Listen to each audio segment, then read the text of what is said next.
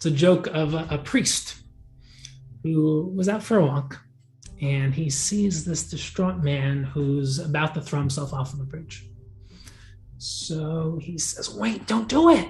There's so much to live for. Don't you believe in God? So the guy says, yeah, of course. I do believe in God. The priest says, me too. Are you a Christian or a Jew? And he said, I'm a Christian. He says, me too. Are you Protestant or a Catholic? He says, I'm a Protestant. He says, me too. What kind? He says, I'm a Baptist. He says, me too. Are you a Northern Baptist or a Southern Baptist?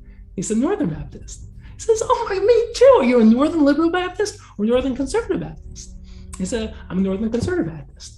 And the priest said, me too. Are you Northern Conservative Baptist Great Lakes region or Northern Conservative Baptist New England region? And he said, I'm a Northern Conservative Baptist Great Lakes region. And the priest said, me too. Northern Conservative Baptist Great Lakes region, Council of 1879, or Northern Conservative Baptist Great Lakes region, Council 1912. And he says, Northern Conservative Baptist Great Lakes region, Council 1912. And the priest says, die, heretic! Push him off the bridge. Right? So we crack up, right? It's hilarious. It's funny. But what if it was a Jew? Think about it. What if it was a Jew, a Rav, and he came across another Jew? So you'd like to think, it would be so special. This would never happen, right? Never. This would never happen. We'd never be so petty, right? But think about it. We're metaphysically, spiritually, and practically, we are just a family of brothers and sisters in the deepest sense. And it is quite crazy that it takes a tragedy or a terrorist attack for Klal Yisrael to come back together as a family in Achdas, right? It's think about how long those things last for. A week, a month, then it's back to infighting. And the norm is that there's literally 150,000 different types of misnagdim, chassidim, and right-wing and modern, and this type of hat, and that type of bekisha, this type of kippah, this rabbi, that chalimud. And the things we have in common are literally, it's Ikari Emunah, Torah Shebiksav, Taryag Mitzvahs, Torah Shebal Peh, Halacha. The difference is, there are differences and they are important. And there's some philosophical differences, there's some cultural differences, but the main differences are emphasis in Avodas Hashem. And the result makes no sense.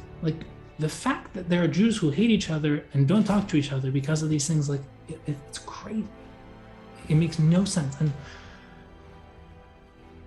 it's the real reason is very vulnerable. The real reason is because everyone is trying to hold on to their grasp of truth.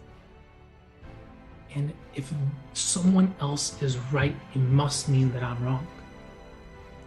So even if it's not conscious, subconsciously, we believe that they have to be wrong and they have to be going to Gehenna because I have to be right. Because if they're right, I must be wrong. And if I'm wrong, so we basically take control over the truth and we say, I know the truth and they don't. But if you, first of all, recognize that there is a spectrum and there's so much value in the things that you might not necessarily be good at or be born into, and that number two, even within your own life, embracing every piece of truth and starting to build your life as a great masterpiece, a great symphony, a great painting.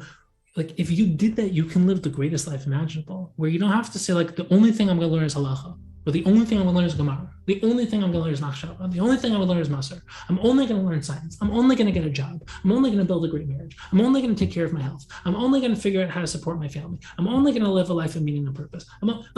Why would you want to choose one? You don't have to choose one.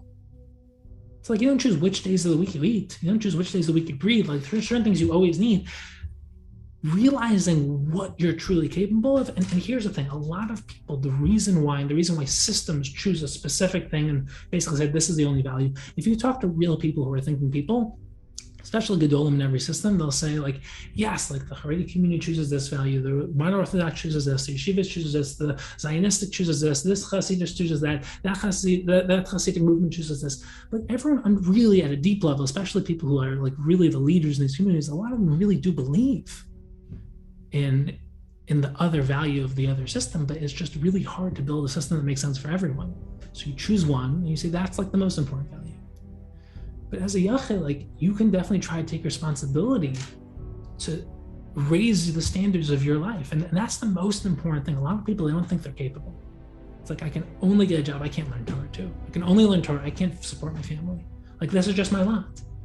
And if you give yourself permission to have the confidence to say, maybe I was born for something more, you can go on the most extraordinary journey imaginable. It's like the hero's journey.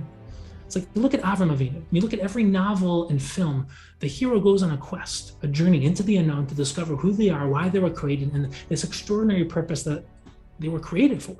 And Hashem doesn't even tell Avram where he's going. He tells Avram, go.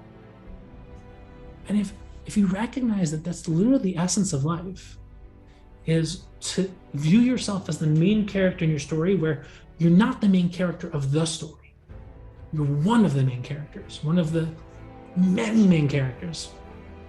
But you are the main character of your story. And Hashem created you to write your story, to put in maximum hashtalas and maximum bitachon, to go all out, not to just be passive and wait for yourself to die, but it's like, what would happen if you actually, it's like, think of it like this. You're already alive, so that means that you're already going to die, which means that you're already all in. Like, you're playing this game. Like, whether you like it or not, you're here. So why don't you see what would happen if you actually tried to figure out what you're capable of and pick the best possible way to spend the time that you have while you're still here? Because if you did, it's like, we go back to our original question. It's like, what kind of house do you want to build? It's literally the only question that makes sense to ask. It's like, you're not just like, it's not just a job. It's like, you have however much time you have left to live. Do you have any idea what type of story you can build, what type of life you can build, the stages of that story? If you didn't just say, I'm going to do this every day, all day for the rest of my life, that's it. But like, I actually say, like, what would life be like if I was inspired by the people who are doing the things I really want to be doing, to say what my life could be like if I really tried to see how that would look like in my unique way, if I decided to become the version of me that I really think maybe Hashem created me to become.